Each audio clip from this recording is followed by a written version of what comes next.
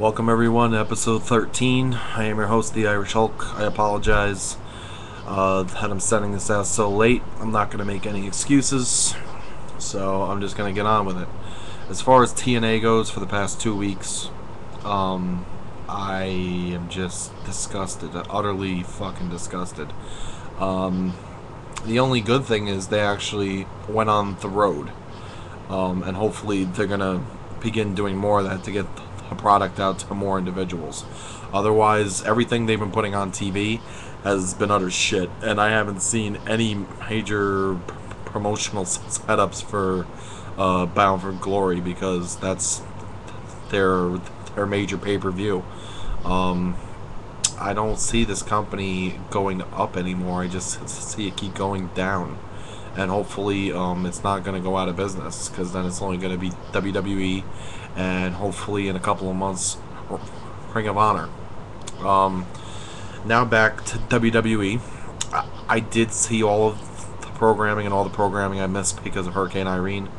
I was out of power for a couple days, and I really wasn't impressed, because all they really did was get rid of the brand extension, and you're really not seeing anything that you wouldn't have seen before with a brand extension, because they didn't even respect it when it was in effect. So really, whoever's like in charge of creative now, since Vince has stepped down, he really isn't doing anything to help out the company. And which brings me to my final point, all about Kevin Nash, apparently, because for the past couple of weeks, ever since he's returned from the whole SummerSlam angle, they keep hinting and teasing for an NWO new beginning. Like, I can't really call it a reunion, but that's what they're shooting for. They teased with the old t-shirt he had on when he first invaded WCW, the striped black and white t-shirt. Then I just saw that they teased today something blatantly just saying, is it going to be an NWO reunion at Night of Champions? So, don't get me wrong, all through high school I was a huge NWO fan. Even when they attempted to bring it back in 2001, either 2000 or 2001, with the Outsiders, Bret Hart, and Jeff Jarrett, I was still a semi-fan then, but it's getting too old. Like, the writers need to understand that they can't push for older fans' acceptance of storylines from stuff that they've already seen.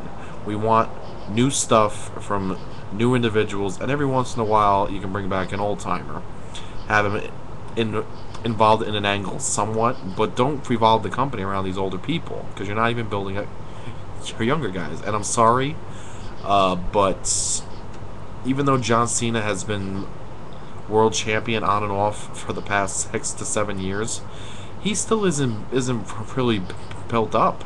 If you think about it, all this was just thrust upon him. He really doesn't have that, like, veteran savvy to really carry a company. He could be a face for the child demographic, and he can sell tons of fucking merchandise, but he ain't no Steve Austin, I'll tell you that much, because Steve Austin could sell to every demographic, be it child, woman, or man of any age. It definitely ain't the fucking Rock. So they're really not pushing, and I feel they're semi going downhill too, and it really sucks. Again, I apologize that this is coming in so late, and I really wanted to evaluate most of everything that happened on the shows. The only other thing that really impressed me is they're actually giving Mark Henry a chance, it seems like, from the promotional poster, I believe for Night of Champions, or I think it's the pay-per-view after Night of Champions. He's on it.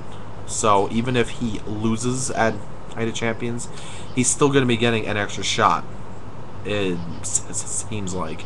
and he's extremely deserving of it. He's been in the company over 15 years. Yeah, he's not the most quick. He's kind of stale as far as his moves, but he can afford to be because he's huge. Like, that's his main thing. He's a bigger guy, like same as Vader, same as Kali, same as Undertaker, same as Kane. And yeah, some people are going to give me shit about Undertaker and Kane because they do have more to them than just being big, but certain people brought into the business. They're brought in specifically for their physical appearance and because they could portray a type of monster. Um, Even when Undertaker and Kane first came in, that's all they were huge fucking monsters. Mark Henry plays that perfectly. He's been a face for a pretty long time, but he's also made an extremely good heel. And he's taken on some of the biggest and some of the best. I really hope that they give him an opportunity to do something with the World Heavyweight Championship because he deserves it. You bust your ass that much. You help push other people up in this business. You deserve a title run besides the shitty version of ECW. I'm sorry. I don't care what they tell him. It's not a world title. So, or at the very least, it was not a world title when WWE tried to resurrect it as a Tuesday night show. It's not. So, I will leave it at that. Have a good night.